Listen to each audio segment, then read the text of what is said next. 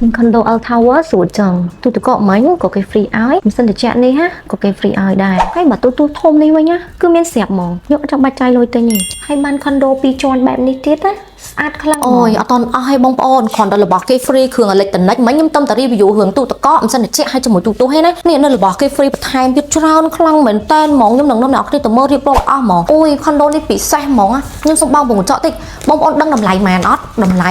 កក់មុនត្រឹម 10% នៃតម្លៃ condo ឯងដូចថាបងប្អូនមានត្រឹម 6000 ជាងទៅ 7000 ក៏បានដែរចាំខែវិញគឺដូចតែជា$200ទេពិសេសខ្លាំងខ្ញុំនាំអ្នកនរគ្នាទៅមើលទីតាំងម្ដងទីតាំងវិញណាតោះទៅមើលមកខ្ញុំទីតាំងវិញគឺនៅលើមហាវិថីព្រះនិវង្សនេះបងប្អូនឃើញទេបត់តែពីស្តុកបកគោមកគឺដល់តែម្ដងទីតាំងល្អខ្លាំងល្អត្រង់អីអនាគតគឺបងប្អូនអាចដាក់ជួលវិនិយោគស្នាក់នៅគឺមានភាពងាយស្រួលខ្លាំងដោយសារទីតាំងនៅចំកណ្ដាលទីក្រុងលំដាប់លេខ1តែម្ដងបងប្អូនដឹងស្រាប់ហើយគឺជាផ្លូវពាណិជ្ជកម្មមហាវិថីព្រះនិវង្សគឺជាតាំងមួយដែលមិនងាយមាន condo 2ជាន់សាងសង់លក់ក្នុងតម្លៃប៉ុណ្នេះទេបើទិញប្រយ័ត្នស្ដាយក្រោយបងប្អូនឥឡូវខ្ញុំនាំបងប្អូនឡើងមកខាងលើហ្មងព្រោះរបស់គេ free ច្រើនពេកខ្ញុំរៀបរាប់អត់អស់ឲ្យទៅបងប្អូនចូលមកឬក៏សួរព័ត៌មានហ្មងណាវាច្រើនខ្លាំងហ្មងព្រោះនៅខាងក្រោមមិញគឺគេមាន free អីជាច្រើនទៀតនេះគឺជាជាន់ខាងលើបងប្អូនស្អាតណាស់មានរហូតដល់2បន្ទប់គេខាងឥឡូវហ្នឹងកំពុងតែមាន promotion បន្ទប់កែង